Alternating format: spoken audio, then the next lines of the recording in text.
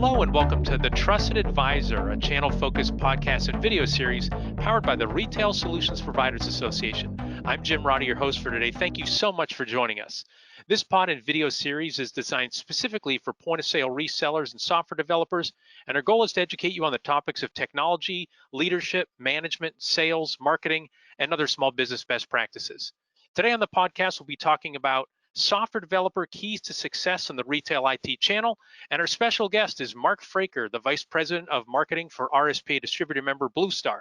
Mark has been a leader in the retail IT channel for several years, including roles as in the RSPA as a member of the marketing committee, chair of the vendor working group, a board member, and RSPA board chairperson. Mark has also helped launch several events and initiatives for software developers, which makes him a perfect guest for us today. Hey, Mark, always great to talk with you. Hey, Jim. Great to see you. Yeah, great to have you on the podcast. Welcome. I think we've talked in every other forum, on stage, off stage, on the phone, on video on the channel. Nice to have you here on the podcast. First for everything, Jim. Yes, there is. So, Mark, before we talk about actions that ISVs need to take, let's first dive into how software developers fit in the channel today and where you think that they will fit in the future. So talk about how you and BlueStar have seen the number of ISVs increase and how you see them playing a lead role, really steering the retail IT channel. Well, Jim, I'm going to make a couple of real quick facts about what's happening in the channel in regards to the technology software companies. And first of all, in 2019, there were estimated around 100,000 technology software companies in North America. And by 2027, they're forecasting that to be close to 1 million. So that is 900,000 new technology software companies that will come into the channel over the next few years. I think the other really important factor is 40% of our channel will retire by 2024. So we're just 2 years out, right? 3. And then by 2025, 75% of our channel will be millennials or younger. And I think what we're really seeing is this totally different way of taking their products to market. It's all in consumption based, and I'm sure we'll get into that, but it's all subscription or OpEx as opposed to CapEx, which creates some great opportunities, but also provides some current challenges to our channel. Yeah, and so you've talked about how the number has increased. The number is going to continue to increase exponentially. Can you talk about how maybe just by sheer volume and also the role that they play as, creating different softwares that they're going to lead this industry? Is that how you see things mapping out over the next, 3, 5, 10 years? Yeah, definitely, because right now what you have is you have a convergence of technologies, right? So there's a group of older technologies, RFID, ADC, point of sale and such. And you have a new group of technologies coming in, AI, AR, blockchain, machine to machine, machine to human, autonomous anything. Deep learning, and all of these are really laying over the top of all the technologies that many of our resellers and software companies are currently selling in the channel. And so what we're seeing is that, and also because of APIs, most people aren't going and adding more feature and functionalities to their software. What they're doing is they're going out and finding new partners, and through APIs, increasing that very specialized niche feature or function that someone's already gone out and developed to the nth degree. So there's a tremendous amount of partnering that is happening within the channel. We study these software companies through their whole maturity cycle, and I'm sure we'll get into that later, but we teach them how to accelerate their growth by embracing the channel. Right, and so before we dive into that, can you talk about how the channel itself is embracing ISVs? So an example would be resellers developing their own intellectual property, to be as a differentiator. So there'll be more hybrid ISV VARs as opposed to just a reseller. In fact, we just had, before we hopped on this call, Mark, we had one of the RSPA niche and startup ISV community meetings, and I think all except one of the executives on that call they were a reseller who then became a software developer. So can you talk about that hybrid component, and then also talk about direct ISVs, because they're emerging with their own software, especially inside of specialty niches. Is this part of what you see increasing as well? It's not like 900,000 software companies are going to come out of nowhere or all be startups. Do you kind of see this this trend happening as well? Direct ISVs and then hybrid ISV VARs. Sure. So I think almost all software companies start out in a direct sales model. They come out, they create something, then they think, boy, we're going to set the world on fire with our idea that we're going to market with. When they get to a stage where they really start their growth, they have a choice to make. One, you either stay direct or you go into an indirect model, embrace the channel and sign up resellers. So you have a channel that understands that hybrid or reseller mentality of embracing the channel already.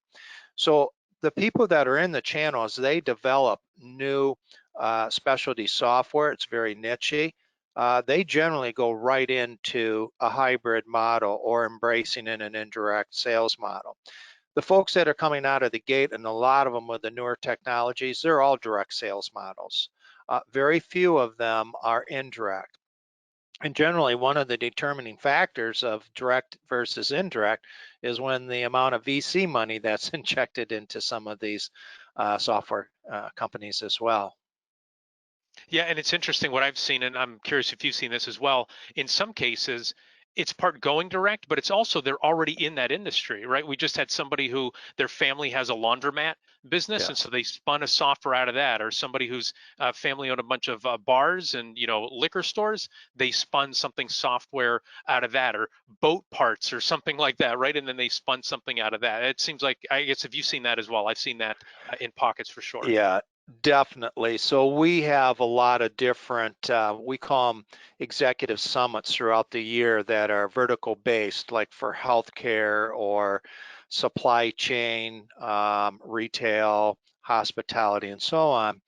And in all of these, we bring in leaders from around the VAR community and the software community and sort of talk about what are the trends in the market, what's going on. You would be amazed, for example, in the healthcare one, the number of doctors. They were practicing MDs at some point, but they saw that there was a need for a certain type of solution within their day-to-day activities as a medical professional, and they went out and they created the solution for that, and then they went to market with it.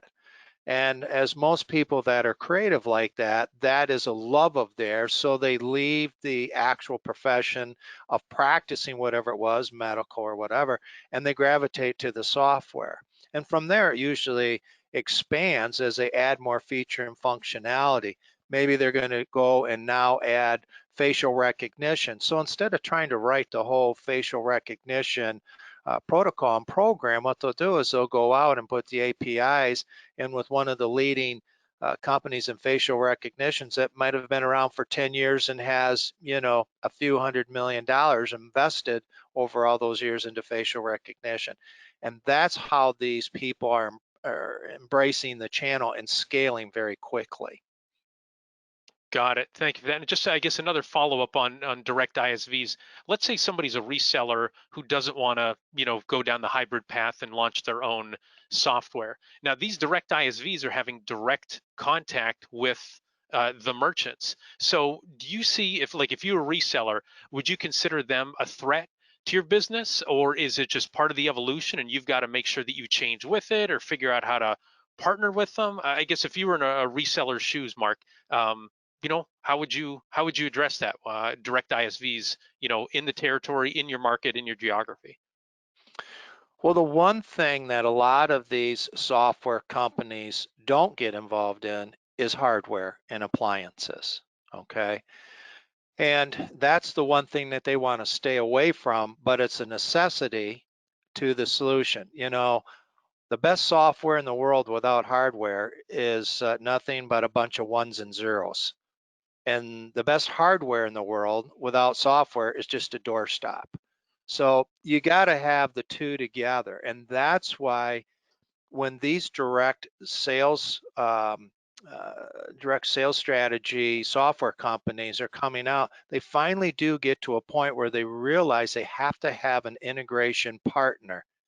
And that integration partner a lot of times holds the relationship with the end user, and probably a very strong relationship because just of the nature of the business and the number of years that they have been servicing those particular end users.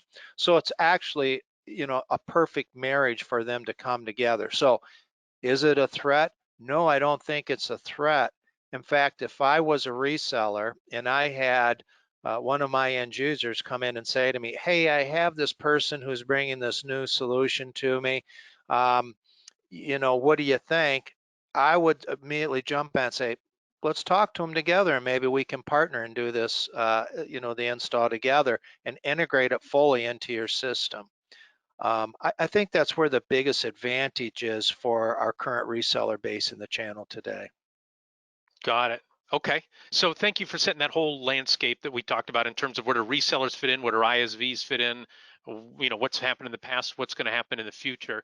Now let's talk about like the title for this podcast about the keys to success for software developers in the retail IT channel. Where do you think it starts? From your perspective, what do you think is the first key or the first principle for an ISV being successful? Well, I'm going to go back to the subscription base from a finance side, okay? Um, Here's what's changing. When you look at the millennials and how they go out and consume technology, it's totally different than how someone my age consumes technology. They are all Well, and for those of folks who aren't watching on video, how old are you, Mark? Because you sound like you're in your 20s. I think I'm like 2 years older than you, Jim. All right, How's that? so we're north of 50. We're getting close, if not already receiving the AARP Yeah, magazine subscriptions in the mail. Like this must be a mistake. Oh no, it's got your name on it. So yeah, no, we both fit into that category. I'm in my 60s, Jim, and if you look at this consumption model that's out there, here's a couple things. One, they sell all of their product or their solutions by subscription or consumption of X, and X is not always time. So most people think, well, software is you use it a month, you pay a month, all right? Well, you now have people that are coming out with blockchain solutions, for example, and their consumption model is based on the number of gigs that you lock down and secure in a blockchain model. Whereas another blockchain guy says, nope, that's not how we do it. It's actually by the number of transactions, and it doesn't matter how big they are, it's just the number of transactions. A last mile delivery for a retail operation says it's the number of miles that are delivered using our solution. And another, last mile delivery company will say, no, it's the number of POs we delivered. And another one says it's the number of packages we delivered. So first of all, they all have a model that's a consumption model, subscription, and it's based on a month, but the month just happens to be the period that they gauge how much did you lock down, how many packages did you deliver, how many miles do you deliver, and everything else. Their problem, you now add hardware.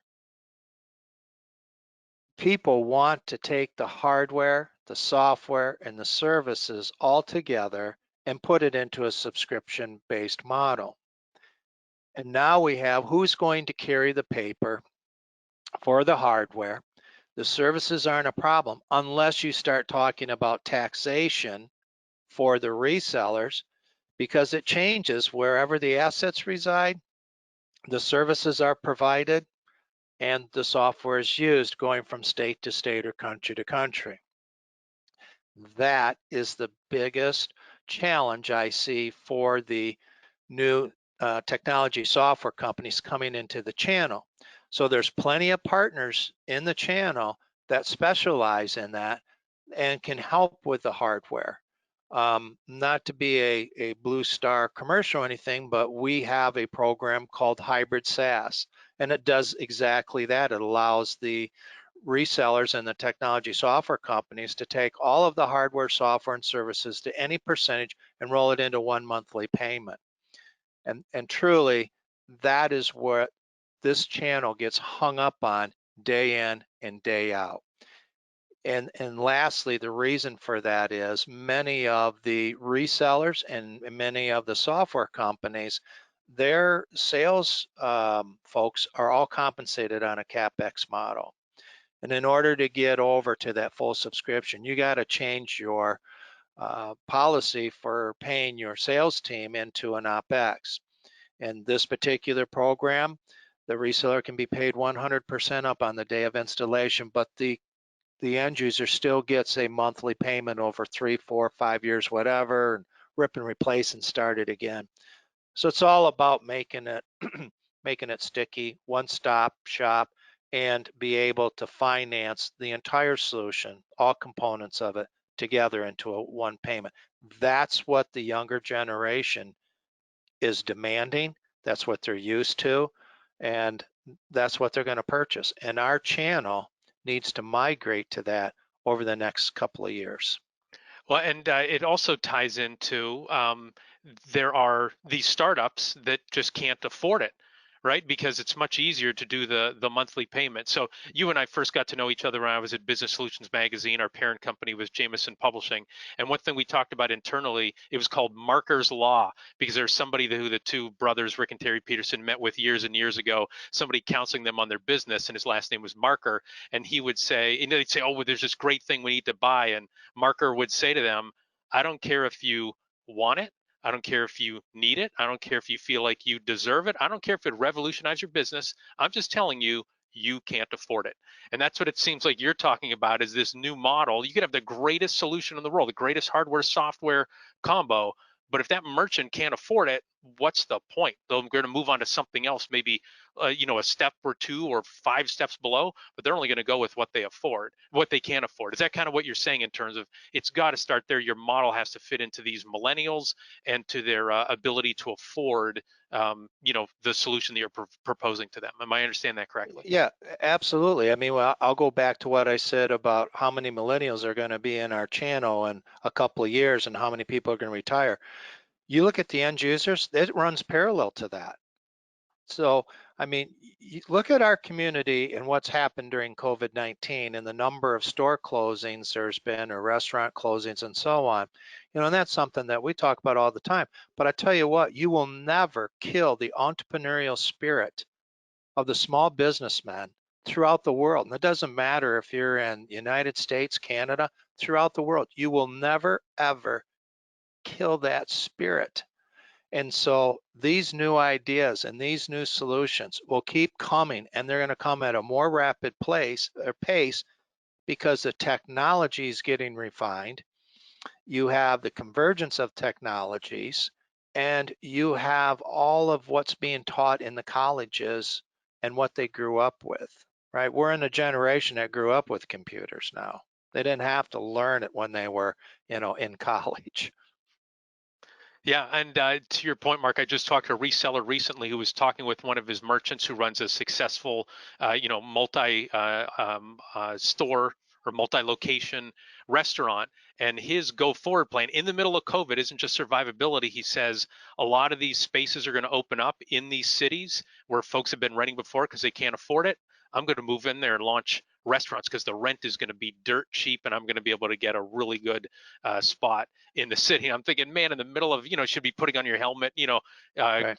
crawling under your desk. No, he's thinking, how can I move this forward? So to your point. So before we go on, just want to take a quick moment here and pause and let our listeners know that an RSPA membership has never been more valuable or affordable.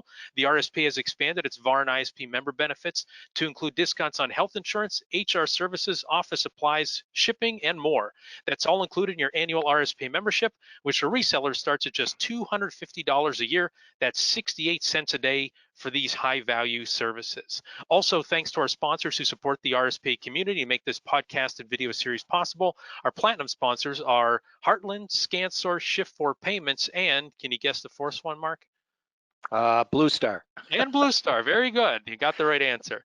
To receive the benefits of an RSPA membership or RSPA sponsorship, email membership@gorspa.org. Again, that's membership@gorspa.org. So, Mark, before the commercial, you mentioned, we were talking about the keys to success for software developer, tech software companies in the industry. What's another key action or a principle ISVs need to embrace? Your first one was about that consumption subscription model. What would be another one you would say? Well, I'm going to go back to something you just said when you're talking about the RSPA. For less than the price of a cup of coffee a day, you could be a member of the RSPA. To me, that would be a power breakfast right there. So I had to bring that up that when you said the 68 cents. So All right. sorry. No worries. I'm happy for you to plug the RSPA. And I mean, it is true. We have a lot of ISVs in our association. I mentioned that niche and startup ISV community call. We do that every month. We have lots of software developers who participate, and we get a lot of positive feedback afterwards that they say, I can't get that anywhere else, right? There's no other place for me to go hang out with other software developer executives and learn from it. So by all means, feel free to promote the RSPA as much as you want on the remainder of the pod, Mark. Okay. So your question was, what else can the channel do for the technology software companies? Yeah, what other things? Well, what should those tech software companies do to be successful going forward? What's another key to their operations? What should they That's do? Yeah, that's a great question. So one of the things that we see very frequently with these technology software companies is that they have built their solutions on consumer grade devices. And once they finally take them to market, they realize that the environments that they're used in are quite a bit more harsh than what they first realized. And in the channel, you have purpose-built devices, not consumer-built devices. I mean, I'm sure there will always be a consumer-grade tablet point-of-sale solution available. But what happens is when they find out what they can do with some of these purpose-built devices that have multiple functions and features, when they embrace those and they go to some of the, I'll say the medium to the larger size corporation and companies out in the market, those companies are looking to embrace purpose-built equipment. They know how rough employees are on devices, for example. And the last thing they want to see is any device breaking down in the middle of a shift. So one of the things that we do constantly, I mean, every day with seating units and demo units and working with our technicians is taking their solutions and porting them over to a ruggedized Android device or a ruggedized Microsoft device. And when they see what some of those functions can do, plus how well they are received by the business world that's out there right now, and the amount of money that they have invested in a Honeywell or a Zebra or a Datalogic, Elo, Star, Epson, they automatically gravitate to saying, we have faith in that type of solution. However, if you walk in with some consumer grades or cell phones, it's not perceived that way. Best example is it was Lowe's that went out and decided they would use an iPhone to do inventory and help their employees in the stores be as quick to look up something on the internet. And so they got these iPhones, and by the time that they repurposed them and ruggedized them, it looked like a box of Cracker Jacks, right, with a cell phone inside of it. A year and a half later, they pitched them all and went with purpose-built devices. Lesson learned. Yep, exactly right. And we talked about earlier, you can have the greatest software in the world, but if you don't have the right hardware that it's running on, it's like you said, a bunch of ones and zeros. So, Yeah, so and those are a that couple Lowe's key. deal was 43,000 units. That's someone made a big mistake, right? I was going to say that is a mistake where you might not be able to show up on Monday, right? Yeah, they might work at Home Depot now. and not at an executive level, right? Right. They're moving snow shovels for somebody. So you talked about the devices, you talked about the consumption model. Talk about, because you have a really interesting perspective. Like you and I have talked ISVs for, I mean, how many years, Mark? It goes all the way back to the BSM days when we launched the ISV IQ Live events. I Right. know BlueStar was a big participant in that and really steered that. So you've seen a lot of ISVs go from that startup direct phase to now where they have a successful channel. So what advice could you give to the software developer executives who are listening to this? What have you seen? What steps do they need to take? What things do they need to do in order to establish a successful VAR channel? I think a lot of it comes down to partnerships. And when you have fully baked your solution, and like you said, a lot of these technology software companies start out in a different business line, right? They're in dry cleaning, and then they invent a dry cleaning software to improve a situation. But when they finally get out there and grab the right partners, the partners then become, who should you market with? Who can go out there and do B2B marketing? Who can do B2C marketing? Who are the right vendors for hardware that you should partner with? Two, supply and demand of those products. That's a big thing that a lot of these software companies don't understand, that sometimes when you say, well, I need these devices, it's not like they're right there, right? We all carry inventory on the shelf, but it's constantly rotating in and out. And when you look at where these purpose-built devices come from, and all of the engineering that goes into them, that's a different than going into a Best Buy and buying an appliance there. It's on the shelf and taking it out as part of the solution. Then you have everything to do with the warranties and the maintenance contracts, to all of the softwares that are running. Where are these devices within the ecosystem of the end users? And I think, I would have to say partnerships.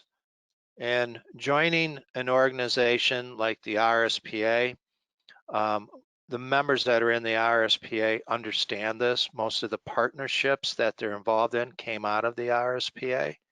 Um, and so you say, how do I find the right partner? And when I look at our Tech Connect program, what it's designed to do is tell these software companies, no matter where they are in their maturity cycle, whether right out of the gate or been around for a year or 20 years, and they want to maybe reinvent themselves or go to an indirect sales team, we want them, to take the step forward with the left foot or the right foot. Well, we help them determine, is it the left or the right foot? And I think that's what you get out of organizations like RSPA. And there's others out there that they could join for different verticals, but at the end of the day, it comes down to partnerships. Yeah, and can you talk? So I agree with you 100%.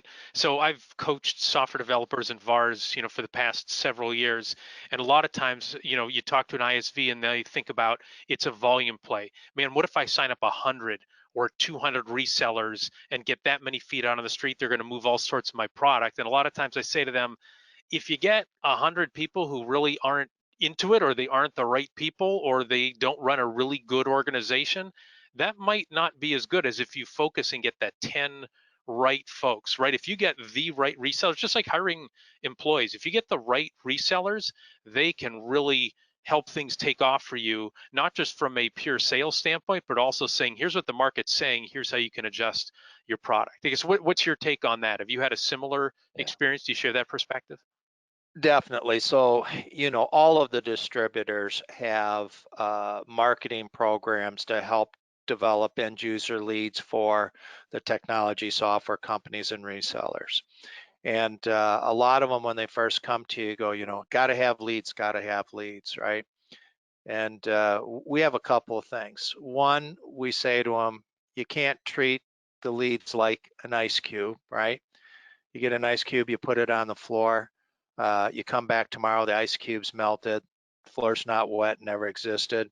You need to teach them how to react in the lead, not in a day, not in an hour, in seconds. And that's why they make, all types of chat bots, and the better AI you put in it, the better. That's one thing. The other thing is when they're looking at leads, and you said quantity, 1,000 leads. No, we're going to take those 1,000 leads and look at them, and then we're going to come back and take needles out of a haystack, put them in a pin cushion, and hand them to them and say, Do not call those 1,000. Call these 18. These 18 are going to get you your business, right? And that's something on scalability that whether it's leads or it's going out and finding new resellers to resell your product, you're exactly right in what you said, Jim. They're better off finding 2 to 5 people who will invest, stay focused on it, and be working on selling it every day, not, once a month or, Johnny come lately. So Yeah, and there's a lot. invest is the right word. Like they feel like they are representing your product, not just it's one thing that I can pull off the shelf every once in a while. They have to I feel it's their solution, right? That's right. So I have two more questions that I plan to ask you, but I want to insert another one into it to kind of set up the next one and help kind of show the credibility, because it's like, if you're a business owner, do this. Mark, can you give a little bit of background? We didn't talk about it in your bio, but you've been a business owner before. Can you talk about your experience as a business owner, and leader of an SMB organization, if you don't mind?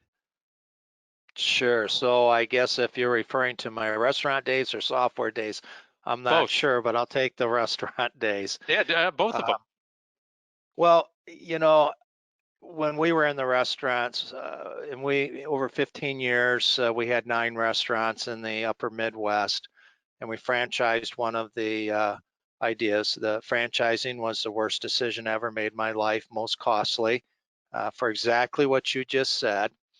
People didn't embrace the vision like yourself. But when I go back to those days, the first thing that my partner and I did is we went out and became got the franchise rights for a point of sale system out of California called the Dart Computer in 5 states of the Midwest. And we did that so that we could start to control everything in our restaurants using technology. And then we went out and sold it to all of our competitors in the immediate area, and our best white paper was us, and we would invite them into our restaurants to see what we were doing. We soon learned that we were better restaurateurs than POS guys, so we sold back the franchise rights to Dart. And later on in my career, I also got involved in point of sale software for retail and software companies. And so I've been involved in this in all my life. And the one thing that I will say is that where we were the most successful did come down to the partnerships that we had with our partners to go out and deliver our final product to the end users, or in this case, to the consumers. Got it. Well, thank you for that. I wanted to frame that up because we've talked a lot about the outward facing thing. Can you talk about the internals of an organization, about the importance of discipline and systems to sustain them? Because it seems like a lot of times when people think of a software company, they have a really good idea, they have a really interesting, startup mentality, brand new software, but how do they sustain that over time? I guess, can you talk about the importance, because we have ISV executives who are listening to this, folks who are running software companies. What can you say to them, based on your experience, what you've seen from other successful software developers? How important is it to not just have a great product, but to make sure you have the discipline and systems internally to be sustainable long term, either as an organization or keep you sustainable until you sell to somebody? Wow, that's a very big question. And, I would have to say that more so than anything else is you've got to stick to your strategy and your business plan and stay focused. I think when people get squirrel vision, and a lot of software folks are just like chefs, and they'll say, hey, if you just let me work on this recipe just a couple of more hours, I'll make it even taste better. Or we can make this code do so much more, all I need is another week. Someone, and hopefully this is the software executive, goes, stop. That can be in the next version. We're going to go sell this and we're going to put money in the bank. And at the end of the day, we're all in business to put money in the bank. And that staying focused for your purpose and getting that accomplished. And the other thing that I'll say is that software people generally don't spend enough time going out and talking to their existing customers to, one, get testimonials of what they've been able to do with bona fide facts that say, we improved this by X percent. People always want to look and hear from people who have walked in their shoes before. And software companies need to do that. They also need to keep marketing and have business development. The first day you quit marketing and doing business development is your first day of declining sales. And a lot of times when we get with these software companies, the one thing we find out, they either have 0 or 1 person in their marketing and business development groups. And that's why, once again, all the distributors, and there's other RSPA members out there, for example, that offer marketing services that you can supplement that 1 person that you have. We actually have seminars that we do to tell people how to go from 0 marketing people to outsourcing to an internal team as they grow in their maturity cycle. So those would be 2 things that I think I would focus on if I was a software executive. Yeah, to your point, build it and they will come is not a business development strategy. It was simply a line in a movie, right? And there have been a lot of other lines in movies and they don't apply to business. You can't just have a great product. You've got to go out and market it and sell it and make sure that you're running it like a business, not just, doing what Yeah, you think is good. Just because you you're can right. doesn't mean you should. Right. It's sort of like hope is not a good business strategy, right? That's right. Exactly right. Yeah. What's your 5-year business plan? I got my fingers crossed, right? Or got my lucky rabbit's foot. Um, well, Mark, last question for you, and we love asking our guests this from time to time. Can you recommend to our audience, again, it's VARs and ISVs listening to this, can you recommend to them a book to read, an online resource to follow, podcast to listen to that'll help them improve their organization?